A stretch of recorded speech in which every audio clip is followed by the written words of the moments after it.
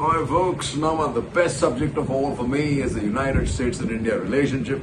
Ever since I came back to India in 1991, I've been talking about it. All you got in India at that time was, hey, are you crazy? Have you lost your mind? You can't trust the United States?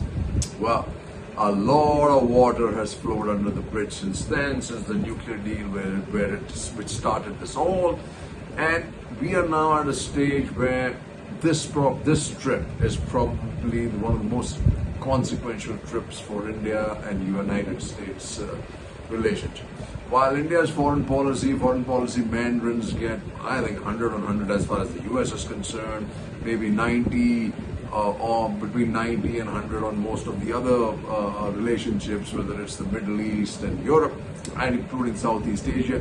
The other side where I find we get a 0 on 100 is China, more or less in my view, and maybe a 30 or 40 on 100 as far as Russia is concerned. However, you can't have it all. So what do we have here? Let's first see what happened most recently in some kind of attempt by the United States to make sure that things didn't get out of control as far as China was concerned. Blinken holds talk with Chinese FM, set to visit Beijing, which he did.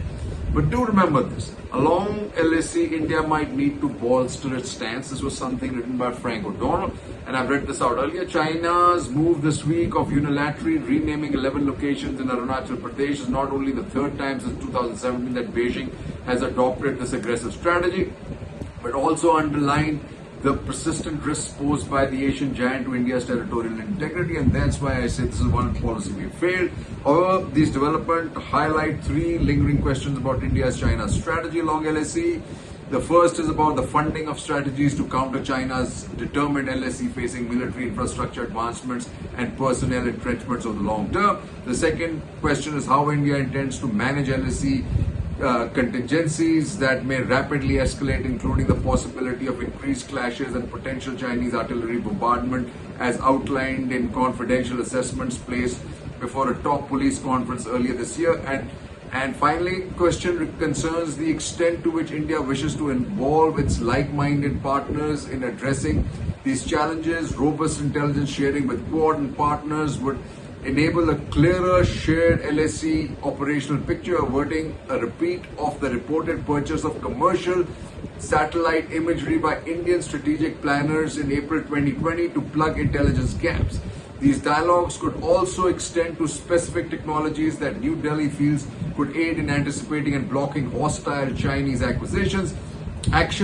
The United States lease of two MQ-9B reconnaissance drones in India during the Ladakh crisis, leading to New Delhi's interest in working with Washington to purchase 30 MQ-9s, is an example of how these partnerships can yield positive results. And this is important. This was put out there by Frank O'Donnell, and he's high up there in the intelligence strategic community. Eye on China, Navy deploys 2 aircraft carriers in mega deal. Warship subs over 35 sets take in Arabian Sea exercise. Navy is very critical for it, and here the United States can force multiply many times over. EM says ties with China hinge on normal border situation. Ain't gonna happen. Prepare, not provoke, tweak plans on need India strategy for LAC. And this is the part I say 0 and 100. You need to provoke, you need to poke, right? And then Nirupama Subramaniam writes, 3 years after Galwan, despite negotiations and engagements at multiple levels, military tensions continue. India has said there can be no normal ties if China breaches border agreements. Both sides are building infrastructure in the area. It ain't going away. 3 years after Galwan, and Arun Prakash, chief writes, India remains a top importer of military hardware. Defense industrial partnership with US will be welcome, right? With China's belligerence showing no signs of abating, the prospect of a path-breaking defense industrial partnership with the US is welcome, most welcome. And then he writes again, the pact's fine print. This is the ICET. ICET could catalyze India-US technology cooperation, including in defense, by persuading Washington to lift existing export control restrictions, but Atam Nirbharta must remain India's ultimate aim. And let me just correct this is some of the old thought process. We don't need Atam Nirbharta because not any platform can be 100% built by one particular country. It's just not possible. You can keep talking about transfer of technology, but if that technology is not part of a global supply chain, it's not. It's going to end up nowhere. It says while India is in dire need of technology, the U.S. industry remains firmly focused on trade. India will therefore need to leverage its considerable purchase in the arm, energy, civil aviation, nuclear, and other sectors in a holistic manner to extract technology from the U.S. And that's happening, folks.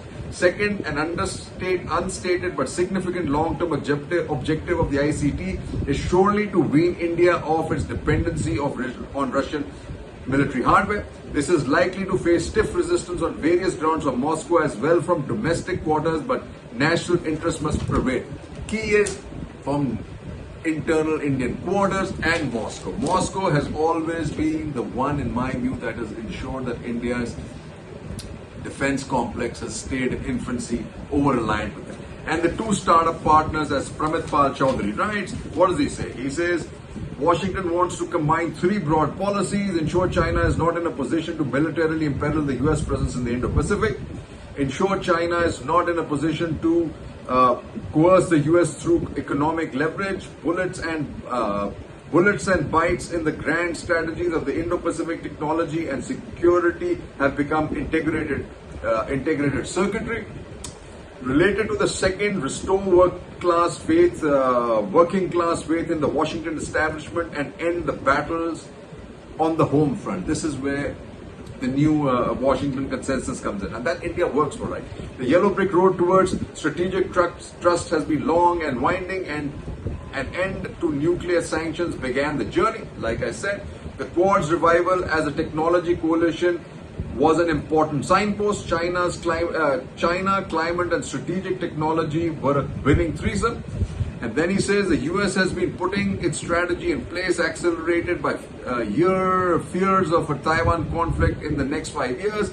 The AUKUS agreement, Japan's remilitarization, and wooing the Philippines are all part of the Indo-Pacific gambit. This integrated deterrence policy also requires a more capable and assertive India. New Delhi's response: give us the means and we will make ourselves tough. That's the important part, right? The purchase of a fleet of MQ-9B Predator drones approved by GOI last week is a different kind of signal. There were other drones offers of equal or better quality, says official, but India took a geopolitical call to go with one of these with interoperable with similar fleets of the Quad members. There will be the other signal. This will be the other signal from the Biden-Modi hoopla. Over the next few years, expect India to call out China more loudly and move closer to the US. And the person driving this will be the Indian PM. But I don't think it's just this PM. Any PM will drive this now, because for everybody, China's up there and center. And then he says, India is drifting away from the Russia on defense. That's right, Sarashvi Pant. This obviously the case. It says, however, a relationship that evolved due to the structural requirements of Cold War geopolitics soon turned into one of extreme over-dependence in the absence of efforts by New Delhi to develop its own domestic defense manufacturing base. China was to blame for, Russia was to blame for this, folks. And of course our corruption. But changing strategic realities come with their own constraints and possibilities. Russia's war against Ukraine is putting pressure on the ability of the Russian defense industry to meet Indian defense needs, even to meet its own material requirements. The Indian Air Force has publicly made a statement that due to the war in Ukraine, Russia won't be able to meet its commitments on vital defense supplies to India. Go figure that. More significant, perhaps, is the growing perception of an ever closer Moscow-Beijing relationship at a time when the most important security challenge for Delhi is China. Aggression along the LAC, Russia's gravitation towards China will inevitably have an impact on how New Delhi views its long-term defense partnership with Moscow. Reliance on, just look at this, right? Reliance on Russian weaponry for taking on Chinese soldiers along the LAC is an interesting contradiction that may have influenced India's stance on Ukraine war, but it is hardly likely to be a sustainable option for a problem that is going to be part of India's strategic calculus for years to come. It is in this context that one has to view the conclusion of a roadmap for US-India defense industrial cooperation during US Secretary of State Defense Lloyd Austin's recent visit aimed at galvanizing technology cooperation and co-production in India's defense needs. This is the most important part that Russia never did. And that India-US ties, there has to be room to disagree, writes Arun K. Singh. Prime Minister Modi's state's visit to the US from June 21st to 23 has already generated a high level of anticipation and voluminous commentary. While this is common in India during the Indian PMs, this time the excitement in Washington DC political and policy community has been an unprecedented levels. Right? He says the US and India now do more military exercises with each other, with increasing complexity and building towards interoperability than with any other non-aligned country. Remember that, folks. With PM's Modi's visit, the urge to put the relationship in neat constructs will continue, but it should be seen as a partnership based on convergence and allowing space for two to disagree on occasions. Only then will it have a more enduring foundation. I think we've reached that point. A tech boost to US ties, right? He says Jack Sullivan's trip underlines the technology is the new driver of the bilateral relationship. He says on the US side, this will involve both legislation and executive actions, a step that will also foster greater confidence on the Indian side, where questions on the US willingness to share cutting-edge technologies linger. Nevertheless, the progress made so far is astonishing in itself and underlines the rapid emergence of technological cooperation as the driver of bilateral ties, especially against the backdrop of China's aggressive designs, a development that is both welcome and long awaited. And then we had all of this, right? Modi's visit, historic economic links at core of India's US partnership, Blinken, Sullivan, Doval, unveil cooperation roadmap, economic links at heart of India-US ties, says Blinken, form substance on the United States of America agenda. Jaishankar Sullivan hold talks ahead of PM's US visit. India-US unity on new tech will give orbital jump to ties, says Doval. As PM Modi to US like none other, a Modi visit to US like none other, as Washington pulls out all stops which they have.